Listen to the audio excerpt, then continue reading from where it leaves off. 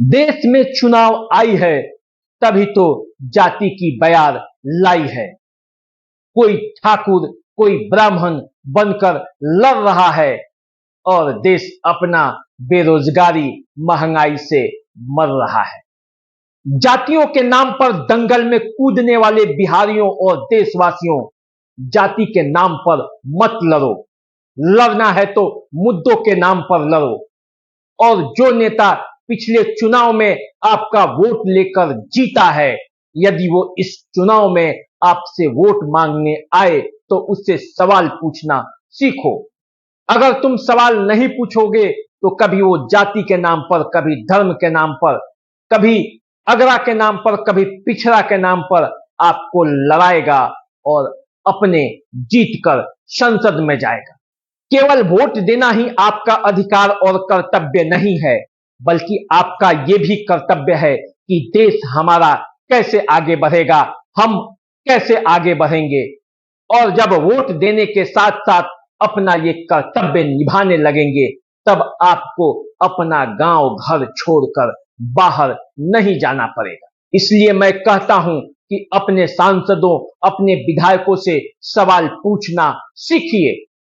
और अगर आपके पास सवाल नहीं है तो आज मैं आपको 5 सवाल दूंगा, खासकर बिहार के लोगों को, ताकि वो अपने आगामी चुनाव में अपने सांसद और विधायक से पूछें कि जिस वोट के लिए आप हमारे पास आते हैं, आखिर जब जीत कर जाते हैं तो ये काम क्यों नहीं करते हैं। देसी अड्डा पर आपका स्वागत है। मैं हूं राकेश तिवारी। तो चलिए, सबसे पहले आप इस चैनल को सब्सक्राइब कर लीजिए।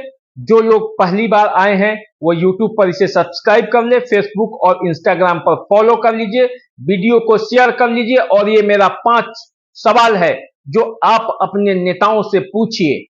पहला सवाल, बिहार की 4 करोड़ जनता बिहार छोड़कर बाहर क्यों गई? ये सवाल आपको अपने नेता से जरूर पूछना चाहिए। दूसरा सवाल, बिहार के नौजवानों को नौकरी दिलाने का झांसा देने वाली केंद्र और राज्य की सरकारें युवाओं के लिए क्या कर रही है? यदि उन्हें नौकरी नहीं देना है तो फिर ये झांसा क्यों दिया? क्यों पिछले चुनाव में भी वादा किया और इस चुनाव में भी आप जरूर वादा करेंगे? तो इसलिए आप अपने सांसद और विधायक से ये सवाल जरूर पूछें।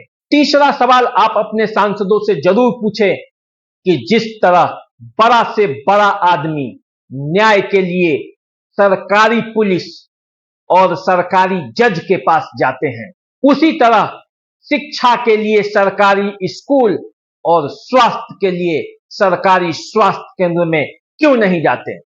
इसका भी एक कानून जरूर बनना चाहिए, क्योंकि यही सांसद कानून बनाते हैं। क्या सरकारी स्कूल और सरकारी स्वास्थ्य केंद्र आमजनों के लिए ही है, जहां सुविधाओं के नाम पर कुछ भी नहीं होता? चौथा सवाल, हमारे यहां नालंदा विश्वविद्यालय, हमारे यहां ही विक्रमशिला विश्वविद्यालय, हम ज्ञान की फैक्ट्री थे, तो फिर हम मजदूरों की फैक्ट्री में कैसे बन गए? कैसे ज्ञान की फैक्ट्री वाला यह प्रदेश देश भर के लिए मजदूर उपलब्ध कराता है? क्यों सबसे ज्यादा IAS, IPS और शिक्षा के क्षेत्र में बड़ा बड़ा अधिकारी देने वाला इस प्रदेश के लोग मजदूर बनकर दूसरे जगह जाते हैं? ये सवाल भी आपको जरूर पूछना है। और 5वां सवाल, एक बिहारी सब पर भारी, फिर भी ये बिहारी एक गाली क्यों है? क्यों दूसरे प्रदेशों में हमें बिहारी कहकर गाली दिया जाता है? इसका जवाब भी इस प्रदेश के, इस देश के नेताओं को ही देना है कि क्यों हमें उपेक्षित किया गया, क्यों हमें पीछे छोड़ दिया गया।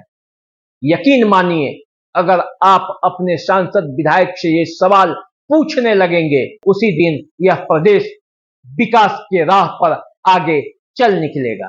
तो इसीलिए मैं कहता हूं कि आप जाति धर्म से ऊपर उठिए और एक बिहारी बनकर सोचिए, अपना हक लेना सीखिए। नमस्कार।